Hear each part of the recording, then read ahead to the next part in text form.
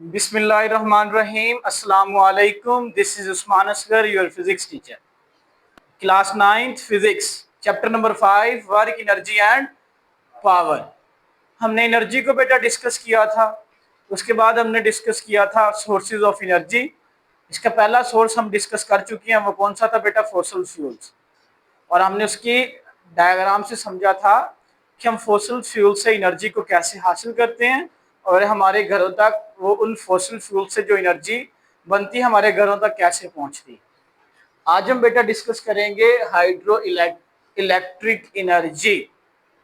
Hydro कहते हैं ना, हाइड्रोजन और ऑक्सीजन से मिलके क्या बनता है बेटा? वाटर बनता है। तो इसमें जो हम एनर्जी हासिल करेंगे बेटा, वो हम वाटर से एनर्जी हासिल करेंगे। किससे हासिल करेंगे बेटा? वाटर से। तो hydro mean water, electric mean electricity और एनर्जी। तो हम यहाँ वाटर से एनर्जी को हासिल करेंगे। आपने देखा होगा बड़े बड़े डैम बनाए जाते हैं और कभी कभी ऐसे होता है कि बड़ी बड़ी झीलों के करीब ही सोर्स लगाए जाते हैं। कौन से सोर्स लगाए जाते हैं? जो इलेक्ट्रिसिटी को पैदा करते हैं, क्रिएट करते हैं। तो बेटा इसमें क्या होगा, हाइड्रो इलेक्ट्रिक एनर्जी में मैंने एक डायग्राम बनाई है। इसमें क्या है, इस सिस्टम में वाटर इन हो रहा है। क्या हो रहा है बेटा? वाटर इन हो रहा है। आप ये समझ लें ये किसी डैम के करीब है और ऊपर से पानी गिर रहा है नीचे। ऊपर से पानी बेटा नीचे गिर रहा है। जब पानी ऊपर से नीचे गिर रहा है, वो किस वजह से गिर रहा है? जमीन उसे अपनी तरफ अट्रैक्ट कर रही है और जमीन उस पर कौन सी फोर्स लगा रही है बेटा? Gravitational force. कौन सी लगा रही है बेटा? Gravitational force. पानी ऊपर मौजूद है, कुछ हाइट पे है। जब ऑब्जेक्ट कुछ हाइट पे होता है तो उसके अंदर पोटेंशियल एनर्जी स्टोर होती है। पानी पोटेंशियल एनर्जी की वजह से मूव करता है। जब कोई भी बॉडी बेटा मूव करती है तो उसमें काइनेटिक एनर्जी होती है। मूविंग ऑब्जेक्ट के पास होती है काइनेटिक एनर्जी। वही पोटेंशियल एनर्जी काइनेटिक एनर्जी में चेंज हो जाती है। अब वो काइनेटिक एनर्जी जाती कहाँ है? हमने law of conservation of energy, principle of energy पढ़ा हुआ है। उसमें क्या है कि एनर्जी को हम बना भी नहीं सकते और डिस्ट्रॉय भी नहीं कर सकते। अब जो पोटेंशियल एनर्जी तो काइनेटिक एनर्जी में चेंज हो गई है, अब काइनेटिक एनर्जी कहाँ चेंज होगी? एनर्जी को कैसे चेंज करेंगे? अब पानी वहां से फॉल कर रहा है, गिर रहा है, उसको हम पाइप्स के जरिए किस में लाएंगे बेटा? आगे हमारे पास टर्बाइंस लगी हुई। टर्बाइंस किसको कहते हैं? पंखे लगे हुए हैं। ठीक है। पानी ऊपर से देखिए पाइप के जरिए नीचे आ रहा है, ये टर्बाइन लगी है। क्या करेगा? पानी आगे मूव करेगा तो टर्बाइन क्या करेगी बेटा? मूव करेगी। ऐसा भी कर सकते हैं। पंखे को आप नीचे, यानी पानी नीचे से आ रहा है, पंखा आ गया तो पंखा ऐसे रोटेट करेगा। ऐसे नहीं कर सकते। ऊपर से पानी गिर रहा है, पंखा आप ऐसे लगा दे, पानी ऊपर से गिरेगा, परों पे जब जैसे ही उस पे लगेगा, एनर्जी को ट्रांसफर करेगा तो पंखे क्या करेंगे? रोटेट करेंगे। पंखे क्या करेंगे बेटा? रोटेट करेंगे। और वही रोटेशन, टर्बाइंस की रोटेशन, ये क्या है? अब वही काइनेटिक एनर्जी पानी की किस में चेंज हो रही है? टर्बाइंस की रोटेशन में। क्या कर रहा है? मैकेनिकल वर्क हो रहा है। मैकेनिकल वर्क किसे कहते हैं? पंखा मैकेनिकल वर्क कर रहा है।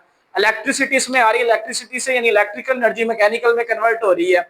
अब पानी क्या करता है बेटा? पोटेंशियल एनर्जी काइनेटिक एनर्जी में, काइनेटिक एनर्जी फिर आगे मैकेनिकल वर्क करती है। क्या काम करती है? कि पंखे टर्बाइंस के रोटेट करवाती है या मूव करवाती है। वही पंखे जनरेटर के साथ अटैच होती है। ऊपर मैंने जी लिखा हुआ, इसे कहते हैं बेटा जनरेटर। अब जनरेटर में मेन काम ये होता है कि जनरेटर के अंदर आपने एक कॉइल को रोटेट करवाना होता है। जनरेटर की वर्किंग या इसके कंस्ट्रक्शन को हमने डिस्कस नहीं करना, ये बड़ी क्लासेस में सिर्फ आपने ये करना है। अगर जनरेटर के अंदर जो कॉइल है, अगर हमने उसे रोटेट करवा दिया तो करंट हमने हासिल कर लिया। अगर उसे हमने रोटेट नहीं करवाया तो करंट हासिल नहीं किया। अब उसे रोटेट कैसे करवाएंगे? टर्बाइंस के पंखों पर पानी गिरेगा, टर्बाइंस क्या करेंगी? रोटेट करेंगी, घूमेंगी। उन्हीं टर्बाइंस के साथ हमने जनरेटर की कॉइल को अटैच किया हुआ है। वो भी क्या करेगी बेटा?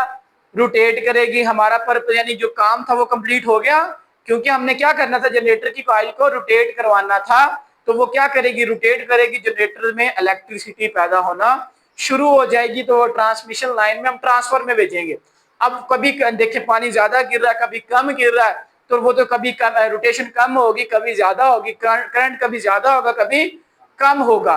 तो हम मैक्सिमम वैल्यू ले लेंगे कि कम से कम टरबाइन इतनी घूमती है, ज्यादा से ज्यादा इतनी घूमती है, तो हम क्या करेंगे, मैक्सिमम वैल्यू लेंगे उस करंट की, वो किससे भेजेंगे, ट्रांसफार्मर, जिसे मैंने टी से रिप्रेजेंट किया है। इस ट्रांसफार्मर का काम यह है कि यह ज्यादा करंट को कम में चेंज कर सकता है या कम को ज्यादा में चेंज कर सकता है, जो हमें करंट चाहिए।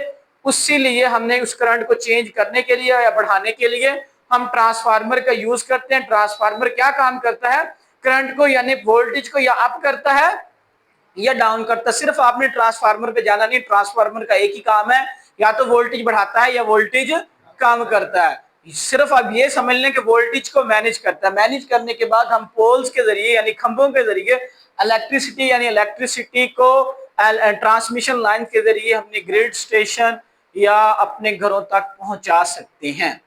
तो हमने क्या किया, ग्रेविटेशनल पोटेंशियल एनर्जी पानी में थी, वो पोटेंशियल एनर्जी कहाँ चेंज होगी, काइनेटिक एनर्जी में चेंज होगी। वही काइनेटिक एनर्जी डायरेक्टली हमने देख लिया कि वो इलेक्ट्रिसिटी यानी इलेक्ट्रिकल एनर्जी में चेंज होगी। तो ये सेकंड था हाइड्रो इलेक्ट्रिक एनर्जी। सोर्स किसका था बेटा, सोर्स ऑफ एनर्जी। अब हम देखेंगे बेटा सोर्स ऑफ एनर्जी थर्ड है जियो थर्मल एनर्जी। जियो मीन होता है बेटा अर्थ, थर्मल ये निकला थर्म से, थर्म का मतलब होता है गर्म, और एनर्जी। अब ये क्या होगा, हमारी जमीन है, जमीन के अंदर बेटा क्या है, चट्टाने हैं, क्या है, रॉक्स, क्या है बेटा, हॉट गर्म चट्टाने, जमीन के अंदर बहुत ही गर्म चट्टाने पाई जाती हैं। तो साइंटिस्ट क्या करते हैं, वहां पे एक्सपेरिमेंट करते हैं, एक्सपेरिमेंट देखते हैं, उन चीजों को ढूंढने की कोशिश करते हैं, तो वो रॉक्स या चट्टाने मिल जाती हैं। जी पिघलती भी है बेटा। तो वो साइंटिस्ट क्या करते हैं, उन चट्टानों को ढूंढ लेते हैं और क्या करते हैं, अब उसमें ड्रिलिंग करते हैं। क्या करते हैं, जमीन से ड्रिलिंग करते हैं। अगर उन चट्टानों में पानी मौजूद है तो गुड, अगर पानी मौजूद नहीं है तो पानी जमीन से उसके अंदर डाला जाता है। वो चट्टाने इतनी गर्म होती हैं कि उस पानी को कन्वर्ट कर देती हैं स्टीम यानी भाप में। कल हमने क्या देखा था, फॉसिल फ्यूल्स में भी हम क्या करते हैं, कोयले को जला के क्या करते हैं, आग यानी किसको हम एनर्जी प्रोवाइड करते हैं, फॉसिल फ्यूल से, पानी को किस में कन्वर्ट करते हैं, भाप में। अब क्या कर रहे हैं, अब हम कुछ जलाना नहीं है, चट्टाने खुद मौजूद है नेचुरली तौर पे, पानी को इंटर किया हमने उन चट्टानों पे, पानी क्या हो गया, भाप में चेंज हो गया। ये देखिए पानी, मैंने एरो बताया वाटर इन हुआ, ये हॉट रॉक्स हैं, गर्म चट्टाने हैं। तो जब हमने पानी यहाँ इन किया तो पानी जो हमने इन किया, दो काम है, अगर पानी मौजूद है तो ड्रिलिंग करने के बाद वहां से भाप निकलना शुरू हो जाती है, अगर पानी नहीं है तो खुद उसमें डालेंगे। उन चट्टानों में हमने पानी डाला तो वो भाप में कन्वर्ट होगा, कन्वर्ट होने के बाद ऊपर टरबाइंस में गया, तो भाप की वजह से प्रेशर डेवलप होता है, हमने कल पढ़ा था।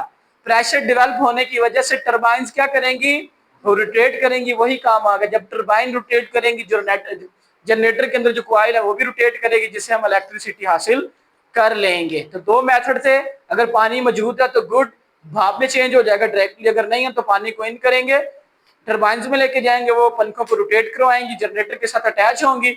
इसके बाद वही हम क्या करेंगे, इसी भाप की यानी थर्मल एनर्जी को इलेक्ट्रिकल एनर्जी में इजीली कन्वर्ट कर सकती हैं। तो आज हमने दो सोर्सेज ऑफ एनर्जी पढ़े।